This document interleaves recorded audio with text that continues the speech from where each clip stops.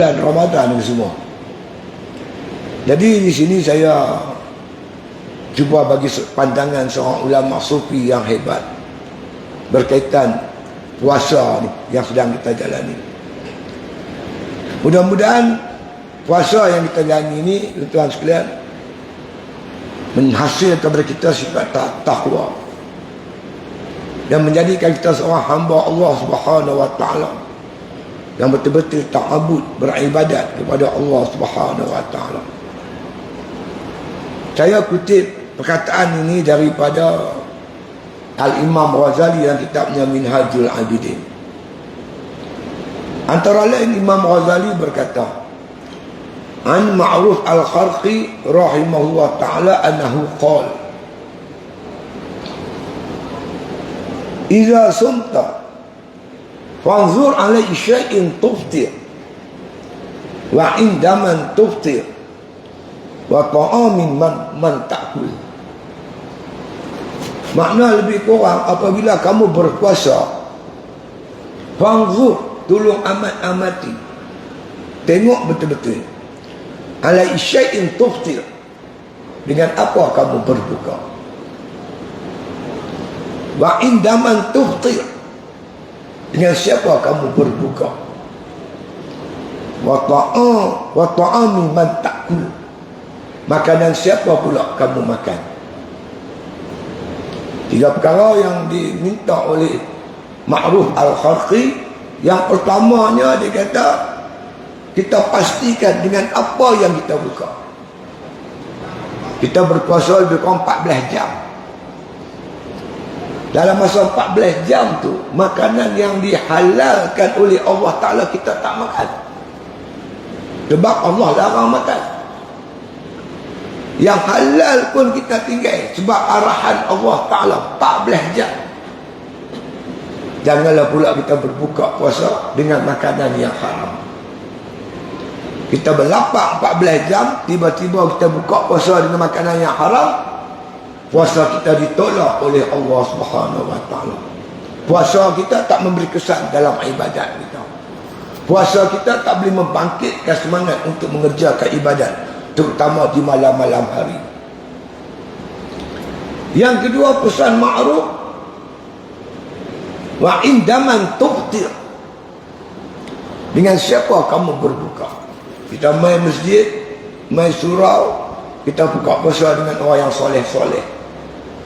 Biasanya orang soleh ni, dia makan tuan sikit ya. Lebih kurang 10 minit dia makan, terus sembahyang maghrib. Tapi sejak akhir-akhir ni ada orang buka puasa tuan sekalian, bukan dengan orang Islam. Buka puasa di hotel dengan orang kafir pula tu. Buka puasa sampai langsung tak sembahyang. Yang lebih pelik lagi, buka puasa di kuil SIM. Tuan-tuan dengar tak apa tahun lepas? Buka puasa di kuil Bengali, di Johor Bahru. Saya cadangkan terawih terus di kuil tu. Lagi bagus. Pasal apa Ma'ruf Al-Kharqi tekan benda ni? Mudah-mudahan kita buka puasa dengan orang yang soleh, makan tak banyak. Kerana dengan berbuka puasa, makan dengan banyak, mematikan hati. Kerana sabda Nabi SAW, La tumitul qalba bikasrati ta'am wasyarab,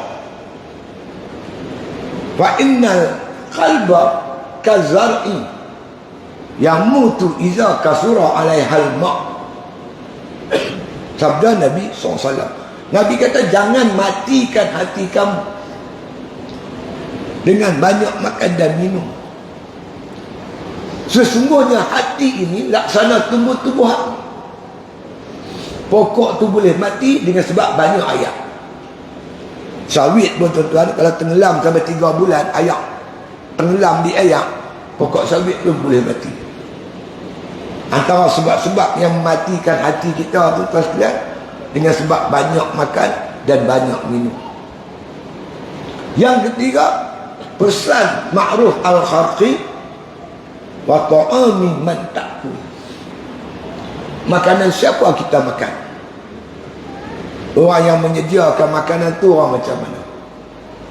Kalau orang ni tidak beramanah dengan diri dia, Dia pun tak semayang, dia pun tak tutup aurat, bercakap pun ikut dan agama langgar lintang pukang. Apakah menjamin makanan yang disediakan itu? Makna kata benda-benda yang halal. Semua yang disebut oleh Ma'ruf Al-Kharqi, tuan-tuan, semua pasal makan. Kenapa penting makan? Tuan-tuan, makanan ni kata Imam Ghazali, dia ibarat benih. Benih apa kita tanam, pokok itulah tumbuh. Kalau kita makan yang haram, tuan-tuan, tidak akan dapat mengerjakan amal soleh. Ini bukan teori, memang betul. Tuan-tuan perhatilah orang yang makan rasuah haram ni, tuan-tuan. Pertama sebut zat. Zat dia macam makan bangkai, haram. Makan binatang-binatang sembelihan tak sah, haram. Itu haram cara zati dia. Ada haram dengan sebab pendapatan, cara ambil dia. Duit yang kita dapat dengan rasuah, tipu, kecoh, ambil dia orang, pendapatan yang haram. Maka makanan yang kita beli dengan duit itu pun juga jadi haram. Tak membantu kita untuk mengerjakan ibadat kepada Allah Subhanahu wa taala. Siapa kata? Tuhan kata. Ya ayyuhar rusul kulu minat thayyibat wa'malu shalihan. Wahai rasul, makanlah yang baik-baik, yang halal-halal. Kerjakanlah amal soleh. Imam Ghazali ketika menghuraikan ayat ini, dia berkata, dengan makan yang halal sajalah baru kita boleh buat amal soleh. Kita makan yang haram, kita tidak akan mampu mengerjakan amal soleh. Kalau kita mau anak-anak kita jadi orang yang soleh, bawa balik rezeki yang haram, yang halal.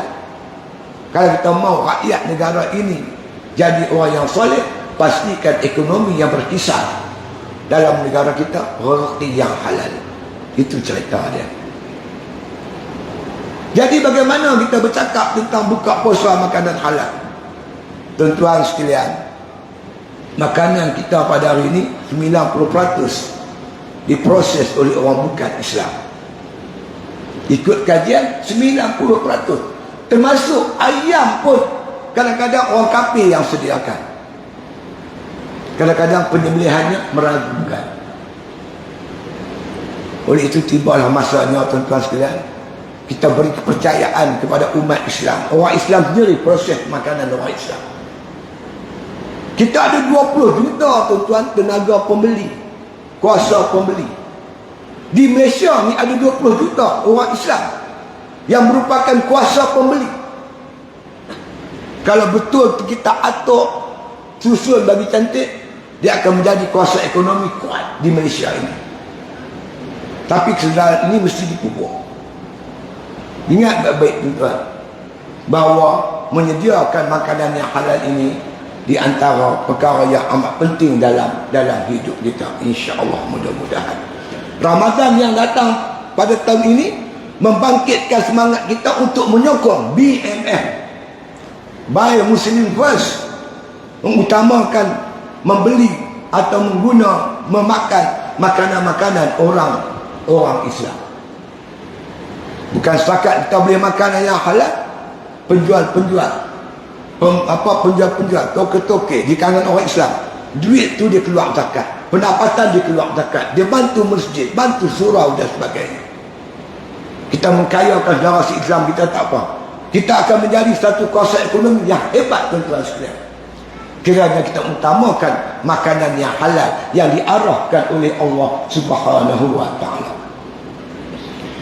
Yang kedua, pesan Ma'ruf Al-Kharqi, bila kita buka berpuasa, jangan makan terlalu banyak, jangan makan terlalu sikit.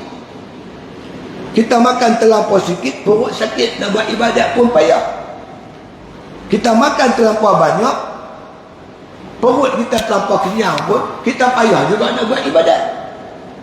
Bersederhana dalam makan dan minum, insya-Allah tuan-tuan akan dapat kekuatan untuk bangun malam. Manalah tahu, tuan-tuan, kut-kut ini Ramadan yang terakhir untuk kita. Takut-takut tahun depan kita tak jumpa lagi Ramadan.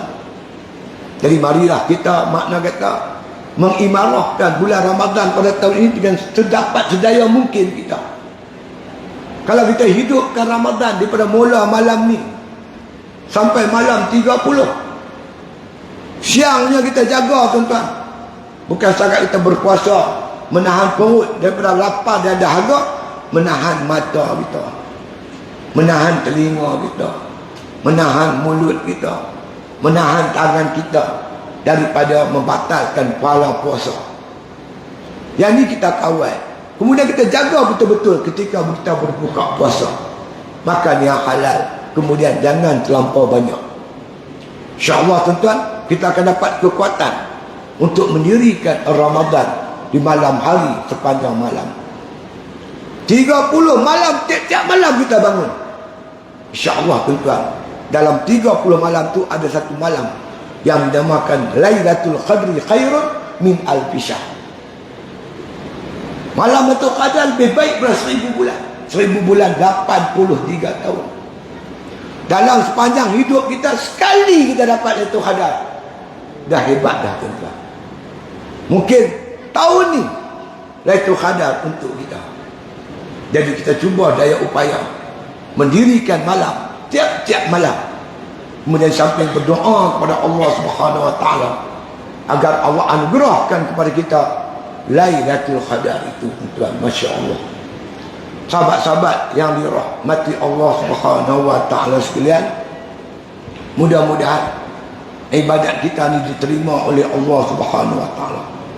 Rabbana taqabbal minna salatana wa siyamana wa qiyamana wa ruku'ana wa sujudana wa tadarru'ana wa ta'abbudana wa tammim taqsirana ya arhamar rahimin. Ya Allah, ya Tuhan kami, terimalah sembahyang kami ya Allah. Terimalah puasa kami. Terimalah rukuk kami, sujud kami, ta'abbud kami, zikir kami, bacaan Quran kami. Kalau sekiranya ibadat kita dimakbulkan oleh Allah Ta'ala di bulan Ramadan, tuan-tuan, pahalanya cukup besar di sisi Allah Subhanahu Wa Ta'ala. Wa tammim taqsirana ya arhamar rahimin. Ya Allah, sempurnakanlah kekurangan yang kami lakukan. Janganlah kau ambil, makna kata hisab di atas kekurangan yang kami lakukan sepanjang Ramadan yang penuh barakah ini. Masya Allah. Di sahabat-sahabat saya mengucapkan pada tuan-tuan sekalian, mudah-mudahan tuan-tuan dapat menjayakan Ramadan tahun ini dengan penuh jayanya insya Allah.